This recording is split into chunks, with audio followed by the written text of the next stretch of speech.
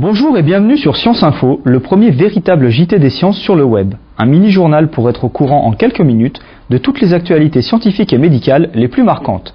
Au programme aujourd'hui, la découverte d'une cousine de notre planète Terre, des mouches comme vous ne les avez jamais vues, d'incroyables bestioles qui résistent au vide spatial et même des astrophysiciens qui se mettent au rap. Commençons tout de suite avec quelques nouvelles de l'espace. Et d'abord un cliché peut-être historique. Regardez bien ce petit point en haut à gauche de l'image. Il s'agirait de la toute première photo d'une exoplanète et on la voit ici à côté de son étoile dont la taille est proche de celle de notre Soleil. Cette planète est située dans la constellation du Scorpion à environ 500 années-lumière de chez nous. Il s'agit plutôt d'une grosse planète, d'une taille environ égale à 8 fois celle de Jupiter, sur laquelle il ne fait probablement pas bon vivre car la température de surface atteindrait 1525 degrés Celsius. On doit cette découverte à l'équipe canadienne de David Lafrenière qui a utilisé le télescope Gemini Nord installé à Hawaï et son puissant miroir de 8 mètres de diamètre. Mais attention, il reste encore à démontrer que cette planète tourne vraiment autour de son étoile. Toujours dans l'espace, une info beaucoup plus surprenante. La NASA a récemment avoué que plusieurs ordinateurs embarqués à bord de l'ISS, la Station Spatiale Internationale, avaient été contaminés par un virus informatique. Heureusement, il ne s'agissait que d'un virus servant à récupérer des codes pour tricher à des jeux vidéo. Comme l'ISS n'est pas directement relié à Internet, le virus a dû arriver là-haut via une clé USB ou une carte mémoire. La NASA a expliqué que les ordinateurs portables embarqués à bord de la station n'étaient pas toujours bien protégés par des logiciels antivirus, ce qui est pourtant le b.a.-ba en matière d'informatique. Passons maintenant à la rubrique environnement. Et malheureusement, beaucoup de mauvaises nouvelles dans ce domaine. Et tout d'abord, les dernières données sur la fonte de l'Arctique en été qui indiquent que le réchauffement climatique ne fait que s'accélérer. Alors que les températures estivales oscillent d'habitude entre environ -1 et +6 degrés, le mois d'août a connu des pointes à +20 degrés, du jamais vu. Si ça continue, on pourra bientôt prendre ses vacances à la plage en Arctique. Conséquence, ce sont plus de 200 km² de plateaux de glace qui sont passés directement à l'océan sous forme d'iceberg ou de débris. Et pour la première fois, 2 passages de navigation se sont ouverts simultanément au nord-est et au nord-ouest. Autre conséquence de ces fontes massives, 2 études viennent de montrer coup sur coup que l'élévation du niveau des mers due au réchauffement climatique risque d'être beaucoup plus importante que prévu. La première étude, publiée dans la revue Nature Geoscience par l'équipe d'Anders Carlsson, a examiné les conséquences de la fonte du glacier nord-américain des Laurentides pendant la préhistoire, à l'Holocène, pour extrapoler ce qui se passerait si le Groenland subissait un réchauffement similaire. Résultat, l'élévation du niveau des mers au cours de ce siècle serait non pas de quelques centimètres, mais de près de 70 centimètres. La deuxième étude, publiée dans la prestigieuse revue américaine Science, est basée sur de nouveaux modèles numériques qui prennent en compte l'accélération de la vitesse de déplacement des glaciers. Selon ces nouvelles estimations, l'élévation du niveau des mers au cours de ce siècle serait cette fois de plus de 2 mètres. Et n'oublions pas que derrière ces chiffres se cachent des conséquences dramatiques pour des centaines de millions de personnes qui vivent près des côtes. Et pour terminer cette trilogie infernale, un article publié par 2 équipes américaines dans Nature, la plus célèbre des revues scientifiques. Ces chercheurs ont décortiqué 25 ans d'analyse satellite des cyclones tropicaux les plus puissants, et ils concluent qu'à cause de l'augmentation de la température de l'atmosphère et des océans, les cyclones les plus puissants auraient gagné en intensité. La vitesse moyenne des vents serait ainsi passée de 225 km/h en 1981 à près de 251 km/h en 2006, soit 11% d'augmentation en seulement 25 ans. Voilà, si avec tout ça vous niez encore le réchauffement climatique, il est grand temps d'ouvrir les yeux. Passons maintenant à des nouvelles beaucoup plus positives avec notre dossier du jour. Ce dossier sera consacré à une collaboration franco-belge qui a abouti à une publication dans Nature, la plus prestigieuse des revues scientifiques. Des chercheurs de Poitiers et de Bruxelles ont pour la première fois réussi à obtenir des neurones fonctionnels à partir de cellules souches d'embryons de souris. Un exploit qui pourrait ouvrir la voie à de nouveaux traitements contre des pathologies du cerveau. Reportage. À l'université de Poitiers, l'équipe CNRS d'Afsanet-Gaillard, sous la direction du professeur Jabert, vient de réaliser un véritable exploit.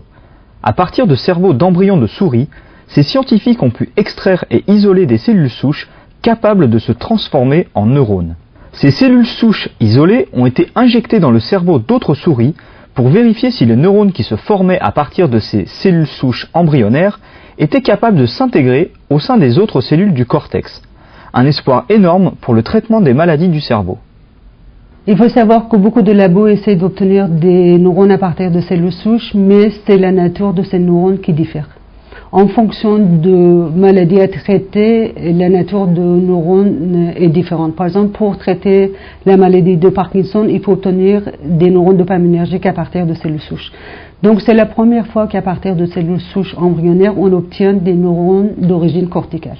Les cellules souches greffées, que l'on voit ici en vert, ont été parfaitement capables d'établir des connexions avec les autres neurones déjà présents en seulement quelques semaines. Ces neurones sont donc parfaitement fonctionnels.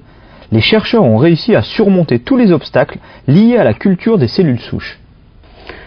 Le problème, c'est la stabilité des neurones. Est-ce que ces neurones, après la transplantation, vont garder leur phénotype? Est-ce qu'il n'y a pas de formation de tumeurs après la transplantation? Est-ce qu'à long terme, ces neurones sont capables de se maintenir dans le cerveau après la transplantation? Ces cellules souches ont même pu réparer des lésions cérébrales. Avant la greffe, la souris tourne sur elle-même, car une lésion affecte le comportement de son cerveau. Mais après la greffe de cellules souches embryonnaires, elle retrouve un comportement normal. Le professeur Jabert espère bientôt pouvoir appliquer ce type de traitement chez l'homme. Notre équipe a été la première à démontrer que des cellules transplantées dans le cerveau lésé se comportent d'une manière tout à fait normale, à savoir qu'ils prolifèrent et envoient des projections vers des sites spécifiques, y compris les sites extrêmement éloignés de la lésion. Donc c'est une première, mais il faut quand même dire que c'est une première qui a été obtenue seulement chez la souris, dont le cerveau ne mesure que 2 ou 3 cm. Donc effectivement, avant d'envisager de transplanter, si je peux dire, cette technique chez l'homme, il faudrait montrer qu'elle est efficace et faisable dans un modèle plus proche, qui est le modèle singe, avant d'envisager quoi que ce soit chez l'homme. Ceci étant dit, ça ouvre quand même des perspectives intéressantes dans les maladies neurodégénératives, telles que la maladie de Parkinson. Bien, enchaînons avec notre rubrique zoologie. Alors quoi de neuf chez nos amis les bêtes? Tout d'abord, si vous vous demandez pourquoi il est si difficile d'attraper une mouche, observez attentivement les images qui vont suivre. Car l'équipe de Michael Dickinson en Californie a réalisé une première en observant le décollage d'une mouche grâce à une caméra ultra rapide qui capture 5400 images par seconde. La mouche est de profil et un objet est brusquement approché d'elle. Elle se sert alors de ses pattes du milieu comme un ressort pour se pencher en arrière et s'éjecter sur le dos. Puis elle fait un demi-tour pour se retrouver dans une position de vol idéale. Bien sûr, vous me direz, à quoi ça sert d'observer des mouches? Eh bien d'abord à mieux comprendre les mécanismes de défense et de contrôle du vol chez les insectes. Ces travaux ont d'ailleurs été publiés dans la très bonne revue Current Biology. Mais ces découvertes pourraient également avoir des applications en robotique. Et oui, la recherche fondamentale n'est jamais complètement inutile. Bien, passons à des animaux encore plus petits aux capacités extraordinaires, les tardigrades. Là encore, ce sont des travaux qui ont été publiés dans la revue Current Biology, mais cette fois par l'équipe suédoise d'Ingmar Johnson. Les tardigrades se cachent un peu partout où il y a de l'eau et des végétaux, et mesurent entre 1,5 et 1,2 mm. Ils possèdent 4 paires de pattes et une incroyable résistance à la déshydratation. Ils peuvent également survivre aux températures les plus extrêmes. Pour monter encore d'un cran la difficulté, les chercheurs suédois ont conçu une capsule spéciale qu'ils ont placée à bord d'une fusée Soyouz, de façon à ce que les tardigrades soient satellisés pendant 12 jours à 270 km d'altitude. Résultat incroyable, les tardigrades résistent au vide spatial qui pourtant tuerait toute autre espèce. Et certains tardigrades ont même résisté aux terribles rayonnements spatiaux ultraviolets qui s'attaquent directement à l'ADN des cellules. Ces facultés hors du commun restent pour l'instant un mystère, mais les tardigrades ne tarderont pas à nous livrer les secrets de leur super pouvoir. Bien, une fois n'est pas coutume, nous allons finir ce JT en musique, et pas n'importe quelle musique s'il vous plaît, mais du rap d'astrophysiciens. Vous avez sûrement dû entendre parler de l'inauguration en grande pompe du LHC, le plus grand accélérateur de particules du monde, installé à la frontière franco-suisse et qui malheureusement est déjà en panne.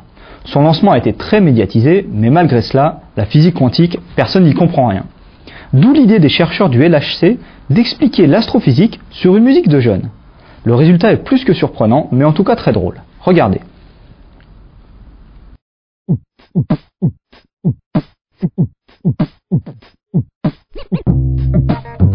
Oh yeah. I'm about to drop some particle physics in the club. The LHC is super duper fly. You know what I'm saying.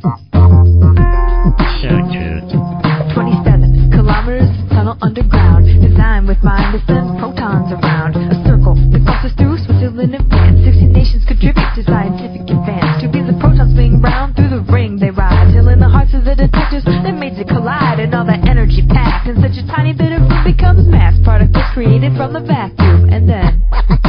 Oh yeah. Comme quoi vivre sous terre pendant des années, ça finit par rendre fou. Voilà, merci beaucoup de nous avoir suivis et à très bientôt pour une prochaine édition de Science Info.